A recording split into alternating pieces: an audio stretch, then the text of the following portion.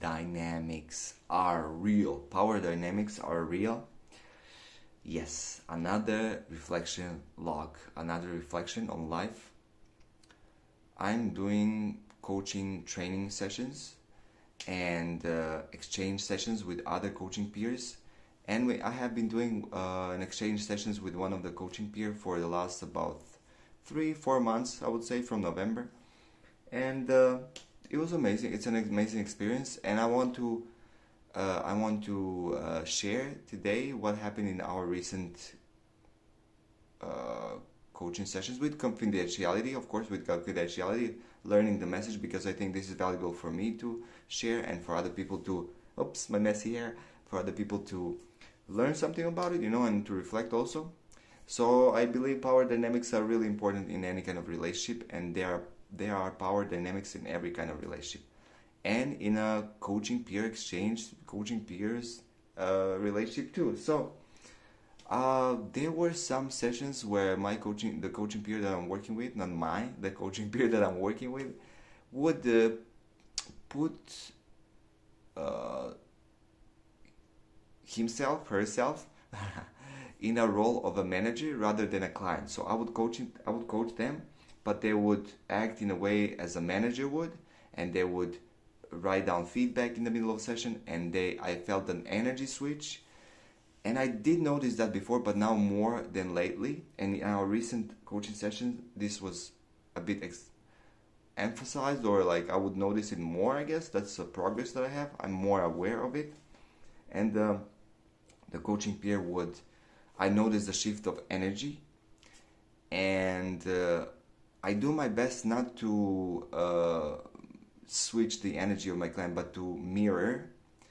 And this is a big question here. Should I mirror the energy? Should I change and be more enthusiastic and like, let's go, because I love being enthusiastic and believing in my clients and encouraging?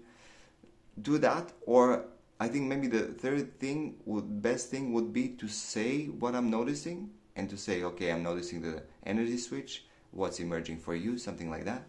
I think that's the best thing. That's one thing that I learned. And I noticed that, and she was right. She was writing, and yes, and I felt that the coaching peer wasn't fully immersed and fully trusting the process, even though we did great coaching sessions before and bad ones too, and you learn from everyone. But I felt that she was more in a role of a manager than a client, and I didn't communicate that with her. So that's one power dynamic, and it's very important to communicate about power dynamics and how they work. And that's what I wanted to share. That's what I wanted to say. That I noticed, and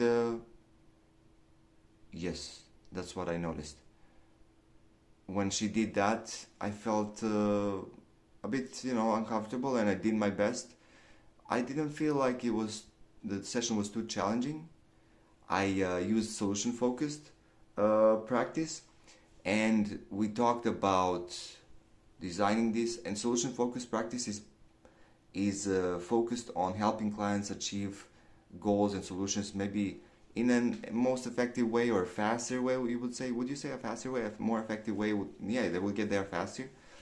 And I communicated with this client. Maybe she doesn't need that now, so maybe the method doesn't really reflect with her, it doesn't resonate with her, and maybe the method, or also maybe she's not aware that she's putting herself in a managerial role rather than a client, or something else. So I would like to communicate. So that's what I'm learning.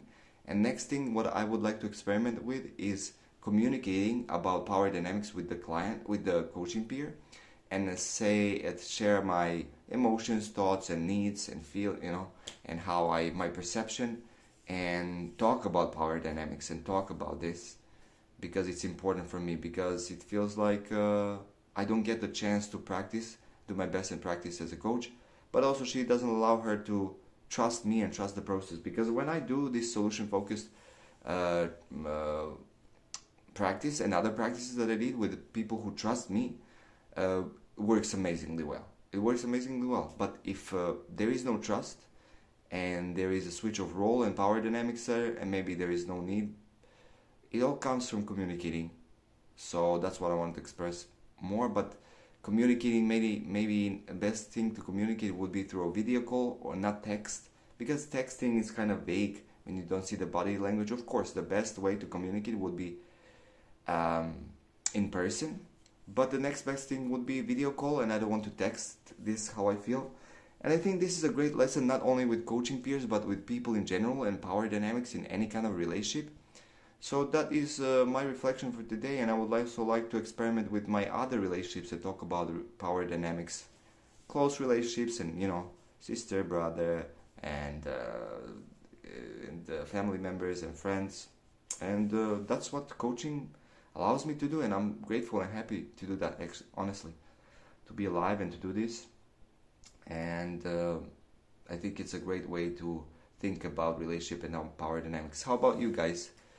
How do you handle power dynamics in your relationships? You can let me know in the comments below. If you're interested in a discovery call with me, coaching discovery call, I'll put a link. And yeah, that's it. Thank you for watching. This has been part of AMCC reflection log. I love the reflection log. I love reflecting. I hope you learned something new. Thank you for watching. That's it. See you in the next one. Goodbye. Thank you. See ya la.